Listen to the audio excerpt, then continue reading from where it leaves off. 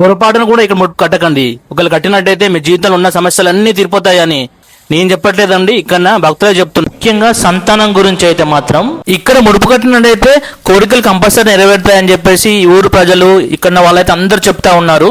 ఒక సంతానం గురించే కాదండి, మీ మనసులో ఏ కోరికలు ఉన్నా కానీ మీరు ఒక్కసారి అయితే ఈ టెంపుల్కి వచ్చి విజిట్ చేసి మీ మనసులో అనుకున్న కోరికను ఇక్కడ ముడుపులా కట్టినట్టయితే కంపల్సరీ నెరవేరుతాయని చెప్పేసి చాలా మంది చెప్తున్నారు. మరి ఈ టెంపుల్ పేరేంటి, మరి ఎలా వెళ్ళాలి అని అంటే, సో ఈ టెంపుల్ పేరు వచ్చేసి మానసదేవి టెంపుల్ అండి. ఇది కరీంనగర్ డిస్ట్రిక్ట్ లో ఉన్నటువంటి కాశంపేట విలేజ్ లో ఉంటుంది. ఇది కరీంనగర్ డిస్ట్రిక్ట్ లో చాలా ఫేమస్ అండి. ఆల్మోస్ట్ తెలంగాణ ఉన్న వాళ్ళకి అందరూ తెలిసి ఉంటుంది. ఇంకా తెలియని వాళ్ళకి ఎవరికైనా ఉంటే షేర్ చేయండి కంపల్సరీ. కరీంనగర్ నుంచి బస్సులు అయితే ఉంటాయి ఈ విలేజ్ కి అయితే. ఎగ్జాక్ట్లీ 45 కిలోమీటర్స్ అయితే ఉంటుంది. మరి గుడి ఎప్పుడు ఓపెన్ ఉంటుంది, ఎప్పుడు క్లోజ్ ఉంటుంది అనేది నేను స్క్రీన్ షాట్ ఇస్తాను లాస్ట్ ఎండింగ్ లో, అది మాత్రం కంపల్సరీ చూడండి. ఇది గుడి లోపల ఎంట్రన్స్ అండి. సో చూడొచ్చు మీరు, మన ఏనుగు విగ్రహాలతో ఉన్నటువంటి స్టార్టింగ్ ఎంట్రన్స్ లో ఉంటుంది. భక్తులు కట్టినటువంటి ముడుపులు అండి, చాలా ముడుపులు అయితే ఇక్కడ ఉన్నాయి. ధ్వజస్తంభాన్ని కట్టడం జరిగింది. టెంపుల్ చూడడానికి చాలా ప్రశాంతతగా ఉందండి. సో అలాగే ఆర్కిటెక్చర్ కూడా చాలా బాగుందండి.